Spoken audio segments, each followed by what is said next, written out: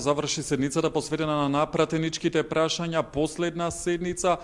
пред распуштањето на парламентот на 12 октомври и распишувањето на изборите закажани за на 11 декември. Специјалното јавно обвинителство, но и прашања од областа на економијата, здравството и земјоделството беа во фокусот на денешните пратенички прашања. Рената Десковска од СДСМ го праша премиерот Емил Димитриев дали знаел за случајот кој што вчера го објави специјалното јавно обвинителство Трезор и дали знаел дека имало буџетски злоупотреби, на што Емил Димитриев одговори дека самиот начин на кој што е поставено ова прашање се покажале како точни, дека специјалното јавно обвинителство работи пристрасно во корис на една политичка партија. Рече дека не сака подлабоко да навлегува и да го коментира овој случај, туку ќе остави институциите, надлежните институции докрај да одговарат на овој процес. Македонската јавност, господине Димитриев, вчера можеше да чуе пресконференција на специјалното јавно обвинителство, според која лица на високи позиции во МВР во периодот од 2010 до 2015 година преку фирмата Финзи, каде директоруваше починатиот сведок на СЈО Коста Крпач, од буџетот на МВР испумпале вкупно 860.000 евра преку неколку сомнителни договори за набавка на опрема и парите ги искористиле за лично богатење. Господине Димитриев, дали знаевте за злоупотребите на буџетските средства преку шемата направена со фирмата Финзи? Може би многу повеќе личеше да специјалниот јавен обвинител биде присутен на комисиите и на пленарните седници кај што е неговиот извештај да се дискутираат овие работи во собранието, а не да се бега од комисиите,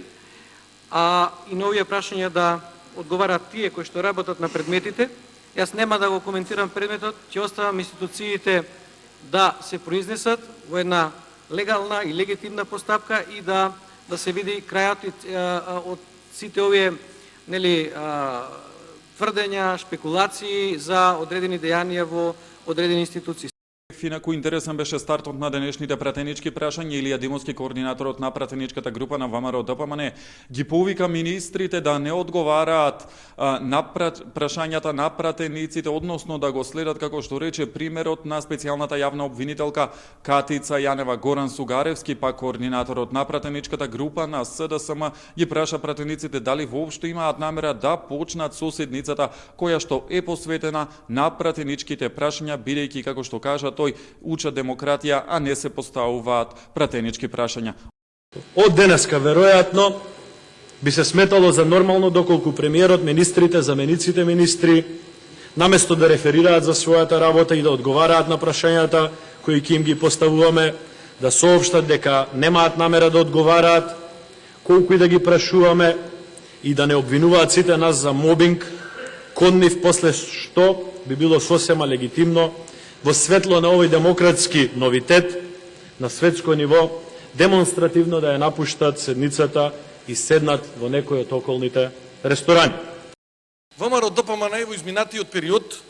ги блокира сите активности кои што се за работа во собранието на Република Македонија. ВМРО ДПМН не сака во ова собрание да се одржи надзорна расправа за поплавите, каде што имаме починато 23 лица. ВМРО ДПМН одби надзорна расправа каде што треба да се разгледува она што значи Охридско езеро за Република Македонија и она што значи ЮНЕСКО. ВМРО ДПМН целосно ја блокира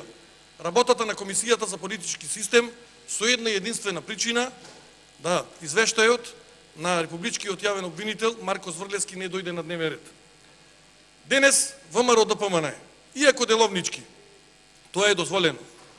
а во пракса многу ретко или скоро никогаш не сме го употребували, побара сат време пауза, се со цел да пратениците на опозицијата не дојдат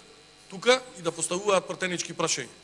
Иако првично за во понеделник беше предвидена онаа пленарна седница на чиј што дневен ред беше ставен извештајот за 6-месечното работење на специјалното јавно обвинителство, сепак се одложи поради расправата која што трае се уште во рамки на Комисијата за политички систем и односи помеѓу заедниците, каде што се уште не е завршена расправата по извештајот на Јанева, бидејќи таа не се појавува на расправа, не доаѓа на седница. За сега нема информација кога на пленарна седница би се нашол извештајот на специјалното јавно обвинителство.